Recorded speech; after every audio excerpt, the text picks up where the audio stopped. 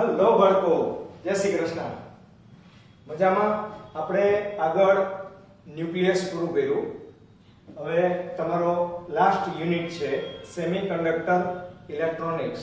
દ્રવ્ય છે, રચનાઓ છે, અર્ધવાહકો છે, એને વિશે માહિતી આપણે મેળવવાની છે અને થિયોરિટિકલ ચેપ્ટર છે આખું, એટલે સમજવા માટેનું ચેપ્ટર છે.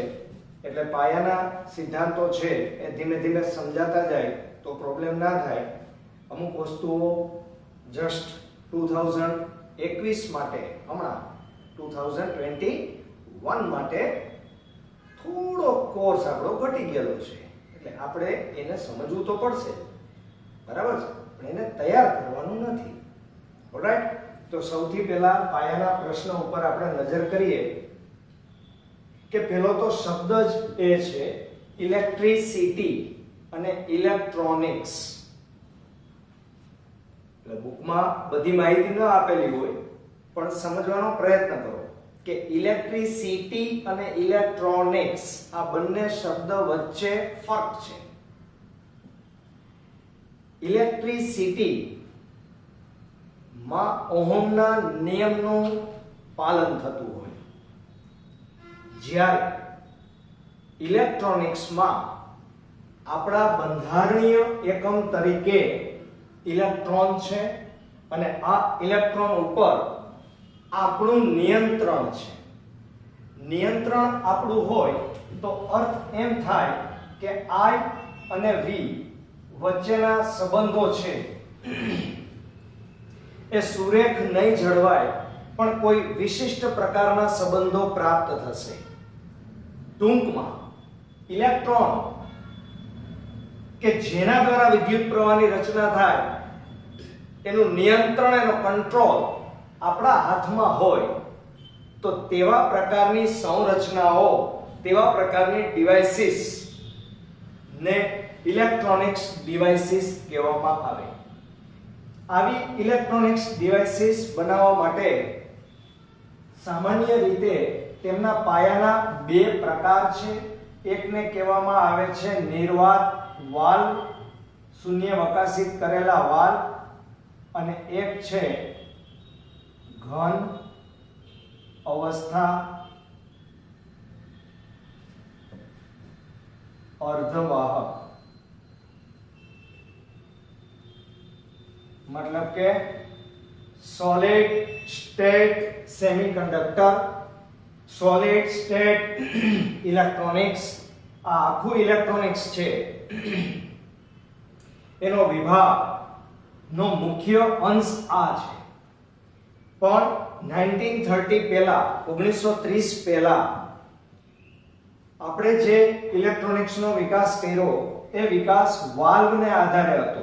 હવે આ વાલ્વ શું છે તો કે વાલ્વ છે એ શૂન્યાવકાશિત કરેલી કાચની નળી છે, અને આ શૂન્યાવકાશિત કરેલી કાચની નળીમાં અહીંયા તમે કેથોડ રાખેલો છે, ટંગસ્ટન નો સામાન્ય રીતે બને તમને બધાને ખબર છે, અને ઉષ્માજનિત ઉત્સર્જન વડે એટલે કે કેથોડને ગરમ કરવામાં આવે, એનું તાપમાન વધારવામાં આવે તો તેમાંથી ઇલેક્ટ્રોનનું ઉત્સર્જન થાય.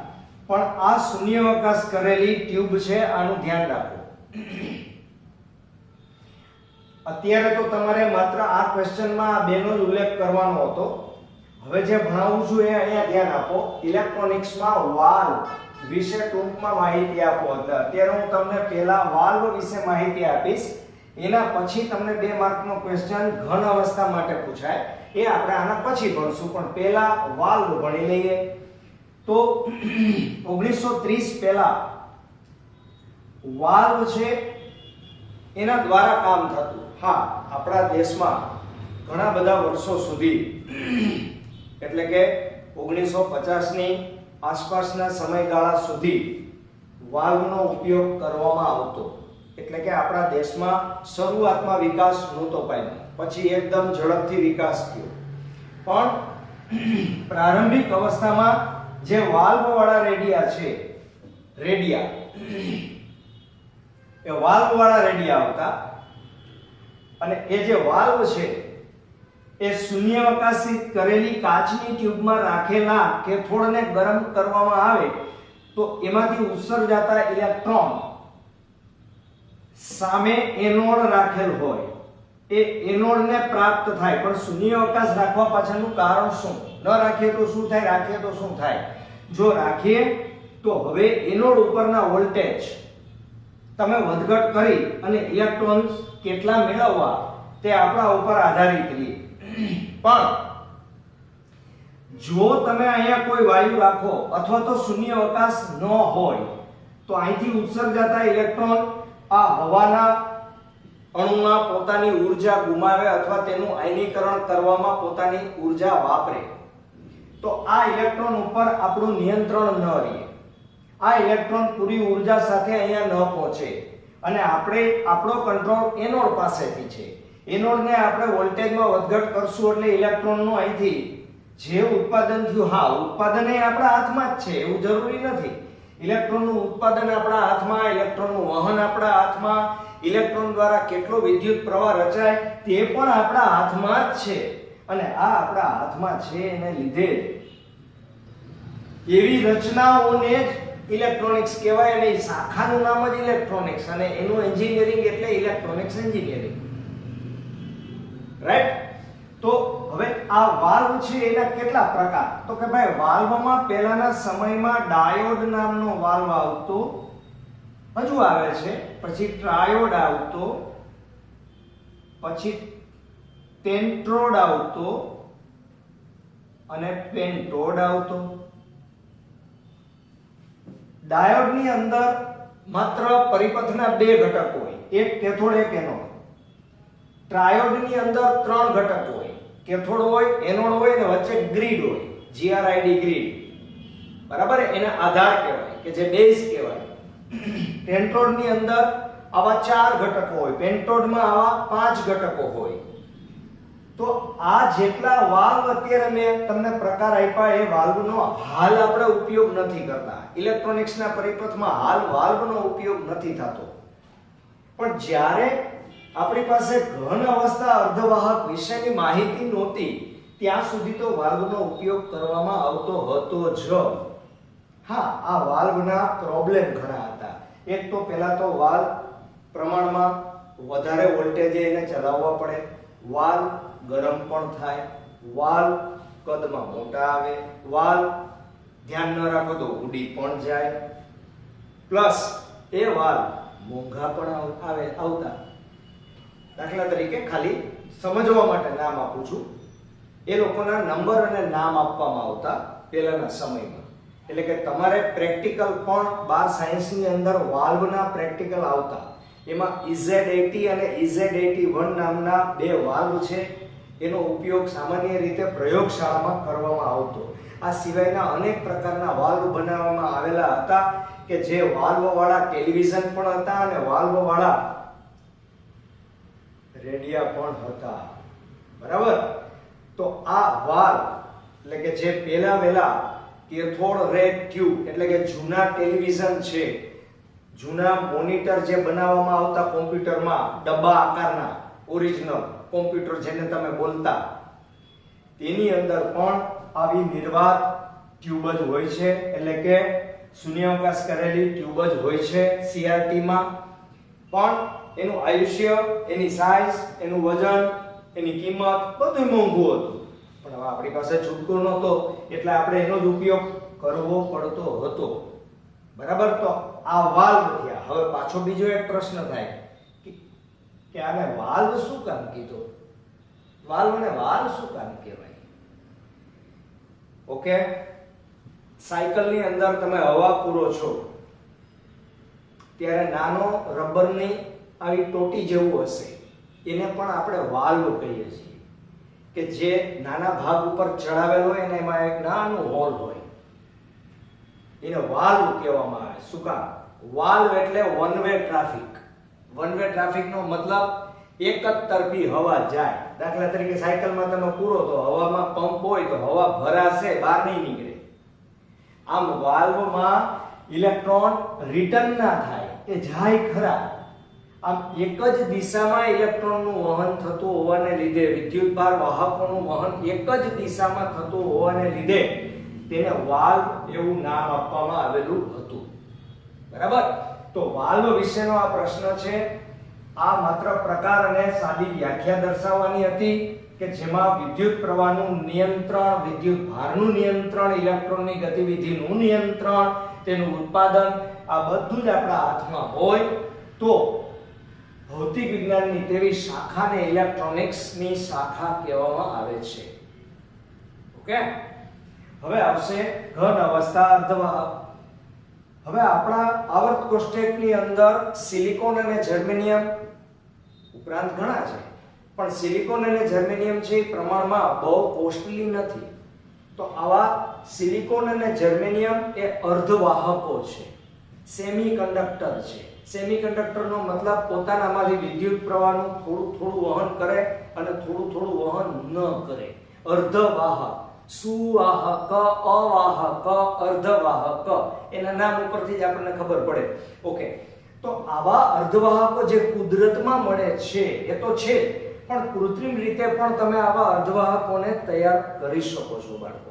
અને આવા જે વાહકો છે એ વાહકોથી બનતી આખી સંરચનાઓ છે, ડિવાઇસીસ બનાવવામાં આવે છે કે જેને સોલિડ સ્ટેટ ફિઝિક્સ કહેવામાં આવે છે અથવા સોલિડ સ્ટેટ સેમિકન્ડક્ટર. આપણે અર્ધવાહકનો ઉપયોગ કરીએ છીએ એટલે સોલિડ સ્ટેટ ઇલેક્ટ્રોનિક્સ અથવા સેમિકન્ડક્ટર. તો આવા જે અર્ધવાહકો છે કે જે સિલિકોન અને જર્મેનિયમ, એની સંરચના પણ આપણે આગળ ઉપર ભણવાની છે, પણ અત્યારે ખાલી એનો ફાયદો શું અને એ કેવા હોય, એની કાર્યવિધિ વાલ્વ કરતા કઈ રીતે જુદી પડે એ ટૂંકમાં આપણે સમજાવવાનું છે. તો અર્ધવાહકોમાં અને વાલ્વમાં ફરક શું? તો કે આ બંનેનું પરિણામ તો એક સરખું જ મળવાનું છે. આને આ પણ ઇલેક્ટ્રોનને કંટ્રોલ કરે છે, વહનને કંટ્રોલ કરે છે, ઉત્પાદનને કંટ્રોલ કરે છે, આ પણ કંટ્રોલ કરે છે. એવું ફરક નથી, પણ ફરક એમ છે કે અહીંયા શૂન્યાવકાશિત કરેલી ટ્યુબ છે, આમાં શૂન્યાવકાશ કરેલી ટ્યુબની કોઈ રિક્વાયરમેન્ટ નથી. એટલે કે જે વિદ્યુત પ્રવાહ ગતિ કરે એ જે તે ઘટકની અંદર જ ગતિ કરશે. અહીંયા કેમ કેથોડમાંથી ઇલેક્ટ્રોન નીકળી ગયો અને શૂન્યાવકાશમાંથી પાસ થઈને એનોડ ઉપર પહોંચે, ત્યાં એવું નથી. એટલે કે વચ્ચે શૂન્યાવકાશ નથી, એ આખો ઘટક છે, એ ઘટકમાંથી જ વિદ્યુત પ્રવાહ પસાર થાય અને તેને જ આપણે કંટ્રોલ કરવાનો. તો સૌથી મોટામાં મોટો બેનિફિટ એ હતો કે આ ઇલેક્ટ્રોનિક્સ પરિપથ એટલે કે વાલ્વ છે એ કદમાં બહુ મોટા, ટકાઉ પણ નહીં, હલતા ઉડી જાય, કિંમતમાં મોંઘા. એની સામે આ અર્ધવાહકો કદમાં બહુ નાના, સાઈઝ બહુ નાની, બરાબર, કિંમતમાં પણ સસ્તા, અને એની ઇફેક્ટ જે છે, એની કાર્યવાહી છે એ વાલ્વ કરતા વધુ હતી. એટલે કે વારંવાર તે ઉડે નહીં, એનું ટકાઉપણું આના કરતા પણ વધુ હતું. હવે આમાં એકે ગેરફાયદો દેખાતો નથી, તો શા માટે ભાઈ આપણે વાલ્વ વાપરવા જોઈએ? આપણે વાપરવા જોઈએ આવા સોલિડ ઘન અવસ્થા અર્ધવાહકો, સિલિકોન કે જર્મેનિયમ, કેડમિયમ સલ્ફેટ, બરાબર, આવા ઘણા બધા છે. તો એ બધા ઇલેક્ટ્રોનિક્સનો ઉપયોગ આપણે વાલ્વના સ્થાન ઉપર લઈ લીધો. અને એટલે જ અત્યારે જો તમને બધાને ખબર હોય તો લિક્વિડ ક્રિસ્ટલ ડિસ્પ્લે LCD, બરાબર, પછી LED લાઇટ એમિટિંગ ડાયોડ, આ જે સ્ક્રીન બનાવવામાં આવે છે, પાતળી સ્ક્રીન હવે મોનિટરના તરીકે આપણે વાપરીએ છીએ. ક્યાં? કોમ્પ્યુટરમાં, બરાબર, પછી ટેલિવિઝનમાં, બધી જગ્યાએ આપણું મોનિટર છે ભાઈ પાતળું થઈ ગયું એકદમ. અચ્છા, તો તેની અંદર એનો ઉપયોગ થાય તો કે વાલ્વનો ઉપયોગ ના થાય. તેમાં કોનો ઉપયોગ થાય? તો કે આવા સેમિકન્ડક્ટરનો ઉપયોગ કરીને આવા ઘટકોને બનાવવામાં આવે છે. અર્થ એમ થયો કે આનો ઉપયોગ કરી અને હજુ જો બે ઘટકો હોય, કેટલા ઘટકો હોય? બે ઘટક હોય તો તેને આની જેમ જ ડાયોડ કહેવામાં આવે, કે જેને નિર્વાત ડાયોડ કહેવાની જરૂર નથી, કારણ કે નિર્વાત ડાયોડ કેને કહેવાય કે જેમાં શૂન્યાવકાશ હોય. ઉપરાંત ત્રણ ઘટક હોય તો તેને ટ્રાન્ઝિસ્ટર કહેવામાં આવે છે. શું કહેવામાં આવે છે ભાઈ? ટ્રાન્ઝિસ્ટર. બરાબર. અને ત્રણ કરતા પણ વધુ ઘટક હોય તો એને આઈસી કહેવામાં આવે છે, ઇન્ટિગ્રેટેડ સર્કિટ. ઇન્ટિગ્રેટેડ સર્કિટ છે એમાં ડાયોડ પણ હોય, ટ્રાન્ઝિસ્ટર પણ હોય, અવરોધો પણ હોય, કેપેસિટર પણ હોય, ઘણા બધા ઘટકોથી બની અને એક નાની ચિપ તૈયાર કરવામાં આવે. એનું નામ ઇન્ટિગ્રેટેડ સર્કિટ, કે જે સર્કિટ ઘણું બધું કામ કરે. આપણા મોબાઈલ છે એ આટલા બધા સાઈઝમાં નાના થવા પાછળનું કારણ ઇન્ટિગ્રેટેડ સર્કિટ છે બાળકો. બરાબર. નહીં તો આપણા મોબાઈલ છે એ બગલ થેલામાં લઈને આપણે જવું પડત ભાઈ. બરાબર. સાઈઝમાં બહુ મોટા પહેલા આવતા, જે શરૂઆત હતી, સ્ટાર્ટિંગ હતું ત્યારે મોબાઈલ ખૂબ જ મોટા આવતા. બરાબર. હવે ધીમે ધીમે કરતા કોમ્પેક્ટ થવા માંડ્યા છે, નાના થવા માંડ્યા છે. તો એની પાછળનું કારણ બીજું કોઈ નથી પણ કોણ છે? તમારું ઘન અવસ્થા અર્ધવાહક. મતલબ કે આપણે પહેલા આ બેના પ્રકાર અને સામાન્ય માહિતી, પછી આનો એક પ્રશ્ન અને પછી આનો એક પ્રશ્ન, એમ આપણે દર્શાવવાના છે. રાઈટ. તો હવે હું તમને વ્યવસ્થિત લખી દઉં છું, શોર્ટમાં યાદ રહે એવું. ઓકે? યસ બાળકો, એકદમ શોર્ટમાં છે. ઇલેક્ટ્રોનિક્સ રચના બંધારણીય એકમ, જે રચનામાં ઇલેક્ટ્રોનનો નિયંત્રિત પ્રવાહ મેળવી શકાય, કંટ્રોલ આપણા હાથમાં હોય, તો તે બધા ઇલેક્ટ્રોનિક્સ પરિપથના બંધારણીય એકમો કહેવામાં આવે. આવા બંધારણીય એકમો અત્યાર સુધી જે સંશોધન પામેલા છે એમાં પહેલું છે શૂન્યાવકાશિત કરેલી નળીઓ, કે જેને નિર્વાત વાલ્વ કહેવામાં આવે, અને ઘન અવસ્થા ઇલેક્ટ્રોનિક્સ રચનાઓ. બરાબર. ઇલેક્ટ્રોનિક્સમાં વાલ્વ એટલે કે શૂન્યાવકાશિત નળીઓ વિશે ટૂંકમાં માહિતી આપો. શરૂઆતના સમયમાં ઇલેક્ટ્રોનિક્સ રચનાઓ તરીકે મોટે ભાગે શૂન્યાવકાશિત કરેલ નળીઓ હતી, જે વાલ્વ તરીકે ઓળખાય છે. સૌથી પહેલો મુદ્દો કે નિર્વાત ડાયોડ, કે જેમાં એક એનોડ અને એક કેથોડ એમ બે ઇલેક્ટ્રોડ્સ હતા. કેટલા? બે. એને ડાયોડ કહેવાય. ટ્રાયોડ, કે જેમાં કેથોડ, એનોડ અને ગ્રીડ એમ ત્રણ ઇલેક્ટ્રોડ્સ હતા, એટલે એને ટ્રાયોડ કહેવાય. ટેન્ટ્રોડ, કે જેમાં ચાર ઇલેક્ટ્રોડ્સ હતા, અને પેન્ટોડ, કે જેમાં 5 ઇલેક્ટ્રોડ્સ ધરાવતી રચનાઓ હતી. મોનો, ડાય, ટ્રાય, ટેટ્રા, પેન્ટા, હેક્સા, હેપ્ટા, બધું ભણો છો તમે. બરાબર. એ જ પ્રમાણે આ વાલ્વની વિશેષતા શું? ખામીઓ હતી, વિશેષતા હતી. નિર્વાત નળીમાં ગરમ થયેલા કેથોડમાંથી ઇલેક્ટ્રોન ઉત્સર્જાય તથા જુદા જુદા ઇલેક્ટ્રોડ્સ વચ્ચે વોલ્ટેજ ચેન્જ કરી અને શૂન્ય અવકાશમાંથી પસાર થતા ઇલેક્ટ્રોનના પ્રવાહને શું કરી શકાય? નિયંત્રિત કરી શકાય.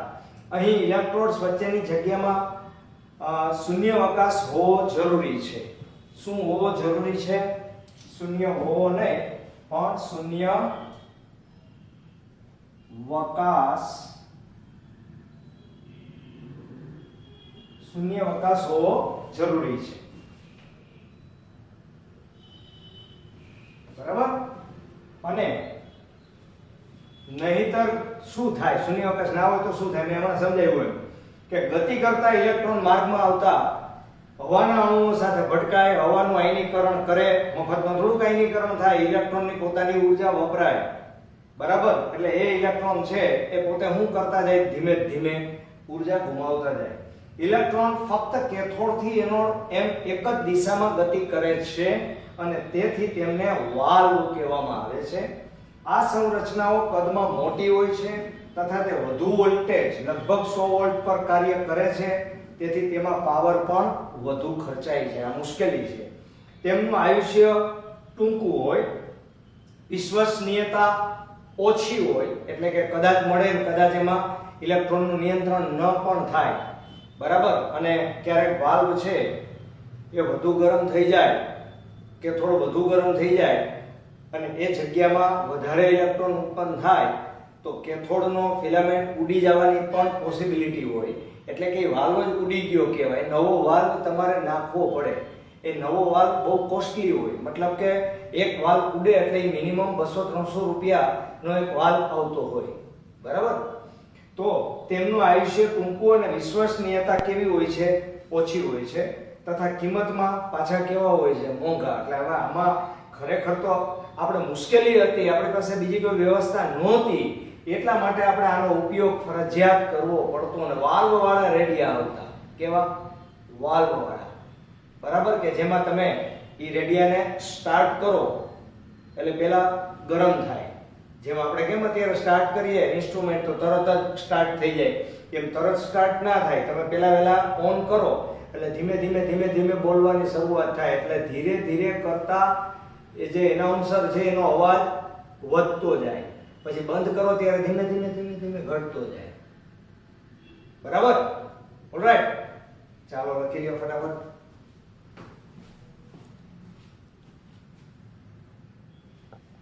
યસ, આપણો ઇલેક્ટ્રોનિક્સ નો સેકન્ડ ભાગ, મતલબ કે ઘન અવસ્થા અર્ધવાહક. કેટલાક ઘન અવસ્થા અર્ધવાહકો અને તેમના જંકશનની મદદથી તેમનામાંના વિદ્યુતભાર વાહકો એટલે કે ઇલેક્ટ્રોનની સંખ્યા અને દિશા બંને નિયંત્રિત કરી શકાય છે, તેથી તેઓને પાયાના અર્ધવાહક ગણવામાં આવે, જેનો ઉપયોગ અત્યારની ઇલેક્ટ્રોનિક્સ આધુનિક સંરચનાઓમાં કરવામાં આવે છે, જે નીચે મુજબ છે. જંકશન ડાયોડ, કે જેનો આપણે અભ્યાસ કરશું, જેમાં 2 ઇલેક્ટ્રોડ્સ હોય છે. ટ્રાન્ઝિસ્ટર, જેમાં 3 ઇલેક્ટ્રોડ્સ હોય છે, કે જે નીટના સિલેબસમાં છે પણ આપણા ગુજરાત બોર્ડના સિલેબસમાં નથી, પણ આપણે ભણશું ખરા, પણ પૂરું થઈ જાય પછી. અને ઇન્ટિગ્રેટેડ સર્કિટ IC, કે જેમાં અનેક ઇલેક્ટ્રોડ્સ હોય છે. તેની વિશેષતા શું? તો કે સામાન્ય ઉદ્દીપકો જેવા કે પ્રકાશ, ઉષ્મા કે આપેલ નાના વોલ્ટેજ વડે અર્ધવાહક રચનામાં વિદ્યુતભારની સંખ્યા બદલી શકાય છે. બીજો કે આ પ્રકારની રચનામાં વિદ્યુતભાર વાહકોની સંખ્યા ફક્ત ઘન પદાર્થની અંદર જ હોય, એટલે કે નિર્વાત વાલ્વની જેમ તેમાં શૂન્યાવકાશની શું નથી? જરૂર નથી. વિદ્યુતભાર વાહકો ઉત્પન્ન કરવા કેથોડને ગરમ કરવાની જરૂર પડતી નથી, એટલે તમે જેવી સ્વિચ ઓન કરો કે તુરંત જ તે બધા ડિવાઇસીસ છે એ સ્ટાર્ટ થઈ જાય. કદમાં નાના છે, લાંબુ આયુષ્ય છે, વિશ્વસનીયતા ખૂબ વધારે છે, ઓછા વોલ્ટેજ ઉપર કાર્ય કરે છે અને તેથી પાવર ઓછો ખર્ચાય છે. તો મને કયો કે આ છેલ્લા મુદ્દામાં કયો ગેરફાયદો? એક પણ નહીં. એટલે તમને એક્ઝામની અંદર ઘણી વખત નિર્વાત વાલ્વ અને ઘન અવસ્થા અર્ધવાહક વચ્ચેનો તફાવત પણ પૂછાય, તો ધ્યાને રાખો કે આગળના પ્રશ્નમાં મેં વિશેષતાઓ બતાવી હતી અને આમાં પણ વિશેષતાઓ બતાવી છે, તો એ બંને વિશેષતામાંથી 3 થી 4 મુદ્દા તમારા તફાવતની અંદર તમે દર્શાવી શકો, બરાબર? તો ઓલરાઈટ, તો લખી લ્યો. ચાલો બાળકો,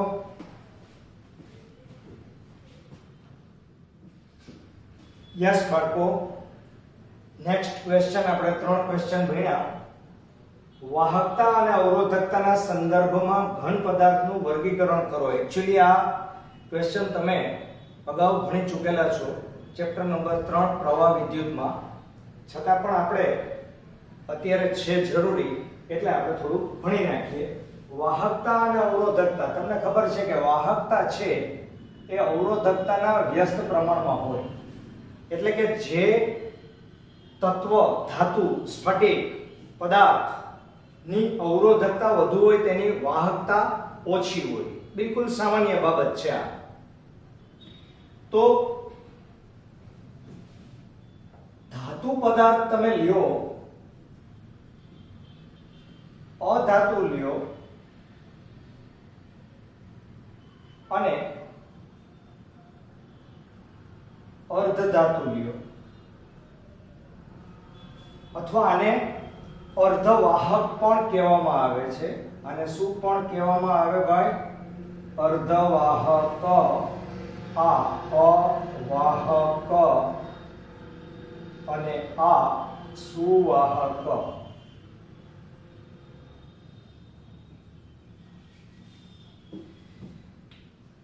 સુવાહકનો ગુણધર્મ, સુવાહકને સુવાહક એટલા માટે કહેવાય કે તે વાહક છે, અને તે વાહક છે એટલે એમ કહેવાય કે તેની વાહકતા ખૂબ જ વધુ છે, અને જેની વાહકતા ખૂબ જ વધારે હોય તેની અવરોધકતા ખૂબ જ ઓછી હોય. આદર્શ સુવાહક તમે લ્યો તો તેની વાહકતા છે એ અનંત હોય, એટલે તેની અવરોધકતા ઓટોમેટિક શૂન્ય થાય. તેનાથી બિલકુલ ઉલટું, અવાહક પદાર્થની વાહકતા શૂન્ય હોય, જ્યારે અવરોધકતા છે એની અનંત હોય, અને એટલે તેમાં ઇલેક્ટ્રોનનું વહન થતું નથી. અર્ધધાતુ, અર્ધધાતુ છે અથવા અર્ધવાહક છે, સેમિકન્ડક્ટર છે, એ આ બંનેની વચ્ચેના ઘટકો છે. વચ્ચેના ઘટક એનો મતલબ એમ કે ધાતુની જે વાહકતા છે એના કરતા આની વાહકતા ઓછી હોય, જ્યારે અધાતુ છે એની વાહકતા છે નથી જાણતો એના કરતા થોડી વધારે હોય. ટૂંકમાં અર્ધવાહક છે ધાતુ અને અધાતુના ગુણધર્મની વચ્ચેના ગુણધર્મો ધરાવે છે તેમ તમે કહી શકો. તેના કોઈ મૂલ્યો આપણે યાદ રાખવાની જરૂર નથી. અને બીજી એક ખાસ વાત ધ્યાન રાખજો કે સુવાહક, અવાહક અને અર્ધવાહકનું વર્ગીકરણ માત્ર વાહકતા અને અવરોધકતાના આધારે જ કરવામાં આવે તેવું નથી. આ સિવાયના અન્ય કારણો પણ ઘણા બધા છે, બરાબર? એટલે આપણે એની ચર્ચા અત્યારે કરવાની નથી. ઓલરાઈટ, નેક્સ્ટ જુઓ. ઘન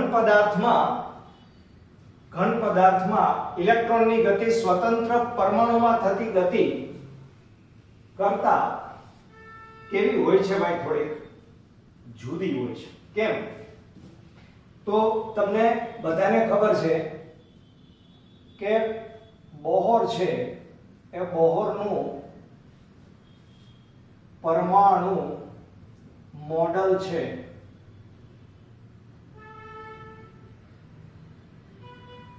એ અનુસાર કોઈ પણ કક્ષામાં ઇલેક્ટ્રોન ફરતો હોય, તો તે કક્ષા અનુસાર તે ઇલેક્ટ્રોન ઊર્જા ધરાવે છે.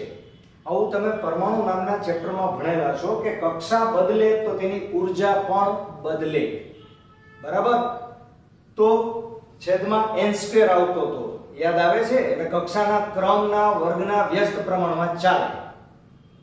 તો હા, હાઇડ્રોજન પરમાણુ માટે, બરાબર?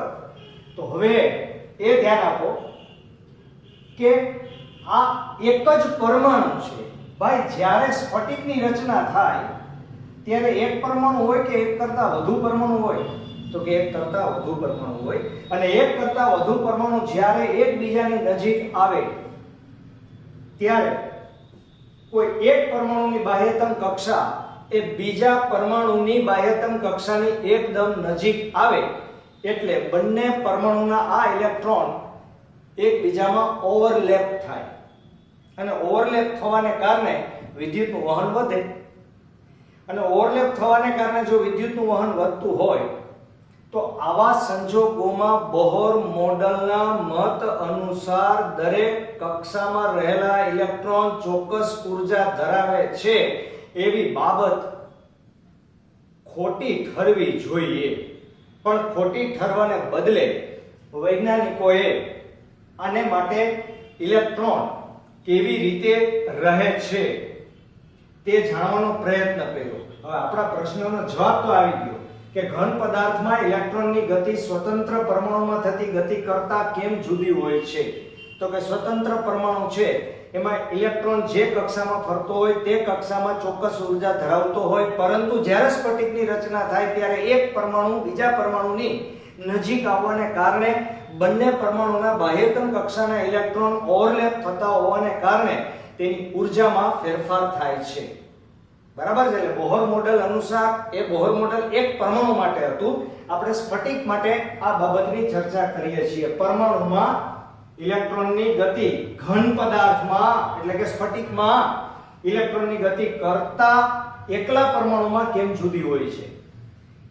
ઓકે, હવે આની અરે કનેક્શનમાં જ છે આ પ્રશ્ન. ઇટ્સ કોલ્ડ એનર્જી બેન્ડ એટલે કે ઊર્જાનો પટ આધારિત વેલેન્સ બેન્ડ, કન્ડક્શન બેન્ડ અને ઊર્જા ગેપ કે જેને ફોરબિડન ગેપ પણ કહેવાય, તે સમજાવી ધાતુ, અર્ધવાહક અને અવાહક માટે આ ગેપની સમજૂતી આપો. ઓકે, આપી દઈએ ભાઈ.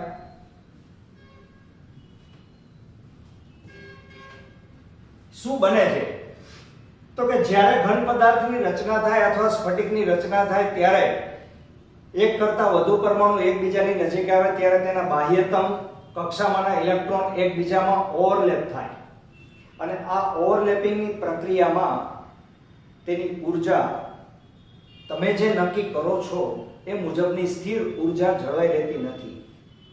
એટલે કે કોઈ બે ઇલેક્ટ્રોન હોય તો એની વચ્ચે કોઈ એકાદો ઇલેક્ટ્રોન આવી ગયો તો એની ઊર્જા એકલાની કંઈક જુદી હોય.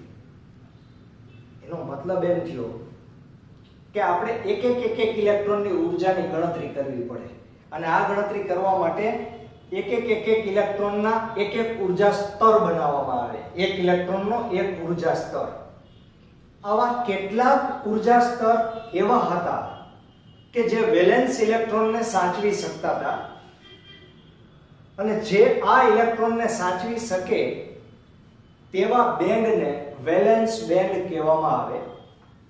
અને તેનાથી ઉપર એક બીજા ઊર્જા સ્તર પણ હોય છે કે જે ખાલી હોય છે, તેને કન્ડક્શન બેન્ડ કહેવામાં આવે છે. અને આ બંને બેન્ડ વચ્ચેની જગ્યા જે છે એને ઊર્જાનો ગેપ અથવા ઊર્જાની જગ્યા કહેવામાં આવે અથવા એને ફોરબિડન ગેપ કહેવામાં આવે. શું છે એ આપણે સમજીએ. દાખલા તરીકે મેં તમને જે વેલેન્સ ઇલેક્ટ્રોનની વાત કરી એના આ ઊર્જા સ્તરો છે. આ તમારા માટે વેલેન્સ બેન્ડ છે અને એની થોડેક ઉપર અહીંયા જે આવશે એક કન્ડક્શન બેન્ડ આવશે.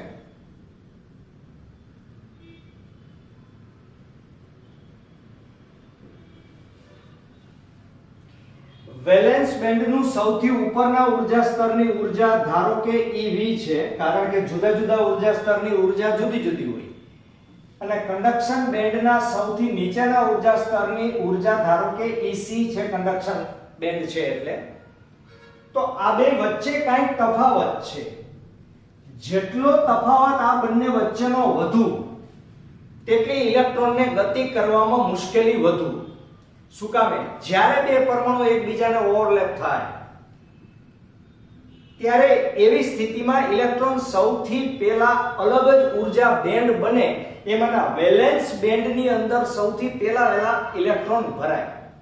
આ વેલેન્સ બેન્ડમાં ઇલેક્ટ્રોન ભરાઈ જાય ત્યારે કન્ડક્શન બેન્ડમાં બિલકુલ ઇલેક્ટ્રોન હોતા નથી. બિલકુલ.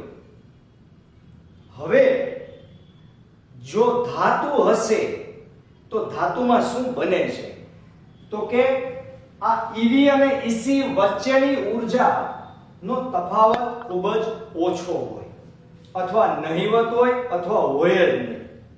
જો આવી પરિસ્થિતિ નિર્માણ પામે તો એ ધાતુમાં કે સુવાહકમાં પામે. દાખલા તરીકે સોડિયમ છે તો એમાં એવું થાય. તો વેલેન્સ બેન્ડ અને કન્ડક્શન બેન્ડ અલગ અલગ ના રહે અને જો અલગ અલગ ન રહે તો બે વચ્ચેનો ઊર્જા ગેપ છે, બરાબર, ફોરબિડન ગેપ અથવા ઊર્જા ગેપ. આ ગેપ છે એનું નામ ઊર્જા ગેપ છે અને આ ઊર્જા ગેપને કહેવામાં આવે છે EG. આ EG નું મૂલ્ય સુવાહક માટે ઘણું બધું ઓછું હોય. શું કામે? કારણ કે મોટે ભાગે વેલેન્સ બેન્ડ અને કન્ડક્શન બેન્ડ એકબીજામાં ઓવરલેપ થઈ ચૂકેલા હોય એટલે વેલેન્સ બેન્ડમાંના જે ઇલેક્ટ્રોન છે એને કન્ડક્શન બેન્ડમાં જવા માટે આટલી ઊર્જાનો સામનો નથી કરવો પડતો. પણ નજીક જ હોવાને કારણે બે વચ્ચેનો ઊર્જાનો તફાવત લગભગ શૂન્યની નજીક હોવાને લીધે આમાંથી ઇલેક્ટ્રોન સરળતાથી કન્ડક્શન બેન્ડમાં જઈ શકે અને આપણો હેતુ તો એક જ છે કે ઇલેક્ટ્રોન વહન પામવા જોઈએ. જો ઇલેક્ટ્રોન અહીંથી અહીંયા વહન પામે તો અહીંયા જગ્યા થાય, અહીંયા જગ્યા થાય તો ત્યાં નવા ઇલેક્ટ્રોન આવી શકે. તો આ ઇલેક્ટ્રોનનું વહન થયું અને આવું જો બને એટલે કે EG નું મૂલ્ય લગભગ શૂન્ય હોય તો એવું ક્યાં બને? માત્ર સુવાહક અથવા તો ધાતુ પદાર્થોમાં આ પરિસ્થિતિ નિર્માણ પામે. પણ જો અવાહક પદાર્થ હોય તો શું બને? તો કે અવાહક પદાર્થમાં આ Eg નું મૂલ્ય 3 eV ઊર્જા કરતા પણ મોટું હોય, એટલે કે આ ગેપ બહુ મોટી હોય અને આવી મોટી ગેપમાં વેલેન્સ બેન્ડમાં રહેલો ઇલેક્ટ્રોન ને કન્ડક્શન બેન્ડમાં જવા માટે બહુ મોટી ઊર્જાનો સામનો કરવો પડે. મતલબ કે તમારે આમાંથી આમાં લઈ જાવો છે તો આ જેટલી ઊર્જા હોય એટલી ઊર્જા આ ઇલેક્ટ્રોનને આપવી પડે તો તે ત્યાં જઈ શકે. પણ આ ઊર્જા એટલી બધી મોટી હોય કે આને એટલી ઊર્જા આપવી શક્ય બનતી નથી. અને આ બધી પરિસ્થિતિ જે પ્રારંભની વાત છે એ 0 કેલ્વિન તાપમાન માટેની વાત છે. આ ધ્યાનમાં રાખો. 0 કેલ્વિન તાપમાને હંમેશા સ્થિર પરિસ્થિતિ હોય, એટલે કે ઇલેક્ટ્રોનનું વહન બિલકુલ ના થાય. પણ જો ઓરડાના તાપમાને ધાતુ પદાર્થને રાખવામાં આવે તો પણ વેલેન્સ બેન્ડમાંથી કન્ડક્શન બેન્ડમાં ઇલેક્ટ્રોન ટ્રાન્સફર થાય. પણ અવાહક માટે તો તમે ઓરડાના તાપમાને રાખો તો પણ વેલેન્સ બેન્ડમાંથી કન્ડક્શન બેન્ડમાં ઇલેક્ટ્રોન જઈ શકતા નથી, એટલે કે તેમાં ઇલેક્ટ્રોનનું વહન થતું નથી. પણ વચગાળાના જે ઘટકો છે કે જેને અર્ધવાહકો કહેવામાં આવે, બરાબર, એ અર્ધવાહકોની ઊર્જા Eg is less than 3 eV હોય, એટલે કે અવાહક કરતા આ ઊર્જા બેન્ડ નાનો ઓછો અને સુવાહક કરતા થોડો વધારે હોય. એનો અર્થ એમ થયો કે આ ગેપ માં જો 0 કેલ્વિન તાપમાન હોય તો વહન ના થાય. પણ જો આ વેલેન્સ બેન્ડને ઓરડાના તાપમાને રાખવામાં આવે તો વેલેન્સ બેન્ડમાં ના મુક્ત ઇલેક્ટ્રોન આ નાની એવી ઊર્જા ગેપને પાર કરીને કન્ડક્શન બેન્ડમાં જઈ શકે અને તો વિદ્યુતનું વહન થઈ શકે. રાઈટ? તો આ મેં તમને વાત કરી 3 માટે. હવે ઉદાહરણ સાથે આપણે સમજવાનો પ્રયત્ન કરીએ. ઉદાહરણમાં દાખલા તરીકે તમને બધાને ખબર છે કે આપણા અર્ધવાહક છે એ મુખ્ય છે અને અર્ધવાહકમાં સિલિકોન અને જર્મેનિયમ છે કે જેનું આખું બંધારણ તો આપણે તપાસવાનું જ છે. પણ સિલિકોન અને જર્મેનિયમની બાહ્યતમ કક્ષામાં આની બાહ્યતમ કક્ષા n બરાબર 3 આગળ આવે ને આની બાહ્યતમ કક્ષા n બરાબર 4 આગળ આવે. સિલિકોનની ઇલેક્ટ્રોન રચના 1s2 2s2 2p6 3s2 અને 3p6 છે. સોરી 3p2, કારણ કે 14 નંબરનું તત્વ છે. તો આ બંધિત અવસ્થા છે નિયોનની, તમને બધાને કેમિસ્ટ્રી ભણો છો એટલે ખ્યાલ છે. અને બાહ્યતમ કક્ષામાં 4 અયુગ્મિત ઇલેક્ટ્રોન છે. પણ તમે કક્ષકની ગણતરી કરો, ઊર્જા સ્તરની ગણતરી કરો. મેં શરૂઆતમાં પ્રારંભમાં જ તમને કીધું કે ઇલેક્ટ્રોનની ઊર્જા એટલી વૈવિધ્યપૂર્ણ બને છે જ્યારે પરમાણુનું જોડાણ થઈને સ્ફટિક બનતો હોય ત્યારે કે એક ઊર્જા સ્તર એક ઇલેક્ટ્રોન માટે એક ઊર્જા સ્તરની ગણતરી કરવામાં આવે તો આની અંદર ટોટલ ઊર્જા સ્તરની કેટલા બને? તો કે S પ્રકારના 2 ઊર્જા સ્તર બને, કારણ કે એમાં 2 ઇલેક્ટ્રોન રહી શકે. એક ઇલેક્ટ્રોનનું એક ઊર્જા સ્તર. P પ્રકારના 3 કક્ષકો છે પણ એના ઊર્જા સ્તર બધામાં 2 ઇલેક્ટ્રોન છે. પ્રત્યેક ઇલેક્ટ્રોન દીઠ એક ઊર્જા સ્તર, એટલે ટોટલ બંનેના થઈને 8 ઊર્જા સ્તર બને. હવે કુલ પરમાણુની સંખ્યા તમારી જો n હોય તો ટોટલ પરમાણુની સંખ્યા 8n થાય. 8n છે ઊર્જા સ્તર બને. 8n શું બને?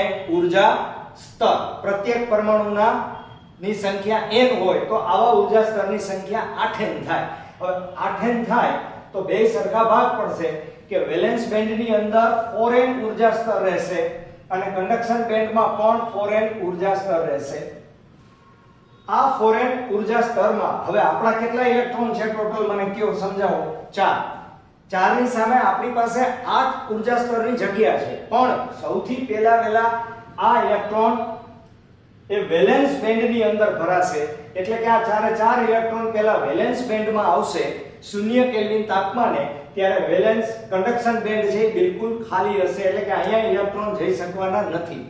પણ જો તમે ઓરડાનું તાપમાન રાખો તો તુરંત જ વેલેન્સ બેન્ડમાંના અમુક ઇલેક્ટ્રોનને ઊર્જા પ્રાપ્ત થાય અને આ ઊર્જા જો બંનેની ઊર્જા ગેપ, ફોરબિડન ગેપ ની ઊર્જા જેટલી ઊર્જા જો તે ઇલેક્ટ્રોન ઓરડાના તાપમાને મેળવી લે તો આવો ઇલેક્ટ્રોન વેલેન્સ બેન્ડમાંથી ક્યાં ટ્રાન્સફર થાય? કન્ડક્શન બેન્ડમાં ટ્રાન્સફર થાય. અને જો એ કન્ડક્શન બેન્ડમાં ટ્રાન્સફર થાય તો વિદ્યુતનું વહન આરામથી થઈ શકે. તો અર્ધવાહક છે એ વચગાળાની અવસ્થા બતાવતું હોવાને લીધે ઇલેક્ટ્રોનિક્સના પરિપથમાં અર્ધવાહકો છે એ રાજા ગણાય છે, બરાબર. અને અર્ધવાહકો વગર આપણે ઇલેક્ટ્રોનિક્સમાં આગળ વધી ના શકીએ. હા, 1990 બાદ પોલિમર ઇલેક્ટ્રોનિક્સનો પણ વિકાસ થયો કે જેમાં કાર્બનિક અર્ધવાહકો છે, મિશ્ર અર્ધવાહકો, એનો પણ ઉપયોગ કરવામાં આવે છે. અત્યારે સોલાર સિસ્ટમ જે બનાવવામાં આવે એમાં ગેલિયમ આર્સેનાઇડનો પણ ઉપયોગ કરવામાં આવે. તો આવા ઘણા બધા મિશ્ર ધાતુના અર્ધવાહકોનો ઉપયોગ આપણે ઓલરેડી ખૂબ અને ખૂબ કરીએ છીએ. આ ધ્યાનમાં ખાસ રાખો. તો અત્યારે મેં તમને આ ત્રણ બાબત માટે શોર્ટમાં આ સમજાવેલું છે. અને હવે તમને કહું કે હું આ એટલા માટે મેં આખો ક્વેશ્ચન તમને નહીં લખી દઉં કે અત્યારે 2021 ની આપણી એક્ઝામ માટે સમજાવેલો છે ને, કારણ કે એનો ઉપયોગ ક્યાંક ને ક્યાંક આવશે, પણ એ તમારે તૈયાર કરવાનો નથી, કારણ કે અત્યારે આપણા સિલેબસમાં એ છે નહીં, હાલ પૂરતો 2021 પૂરતો. ઓકે, તો હવે પછીના જે ક્વેશ્ચન આવશે એ આને લગતા જ આવવાના છે. સમજવામાં સરળતા રહે એટલા માટે મેં તમને સમજાવેલા છે, એટલે ખાસ જોજો, બરાબર, વાંચજો. આપણે પાકું કરી અને તૈયાર નથી કરવાનું. ઓલરાઈટ, તો આના પછીનો જે ક્વેશ્ચન છે એ આપણે નેક્સ્ટમાં ભણવાનો છે. એ આંતરિક અર્ધવાહક એટલે કે સિલિકોન અને જર્મેનિયમ માટે જ છે, અને એમાં આપણે સિલિકોનનો જ વધારે પ્રમાણમાં અભ્યાસ કરવાનો છે. ઓલરાઈટ, ચાલો, જય શ્રી કૃષ્ણ બાળકો. આજે આટલું જ. નેક્સ્ટમાં પાછું વધારે સાથે મળશું.